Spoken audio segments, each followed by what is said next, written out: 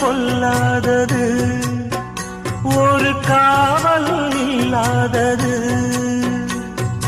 ஊதக்காத்தில் வஞ்சி மாது ஒத்தையிலே வாடும் போது போர்வை போல பொத்தி அணைப்பே.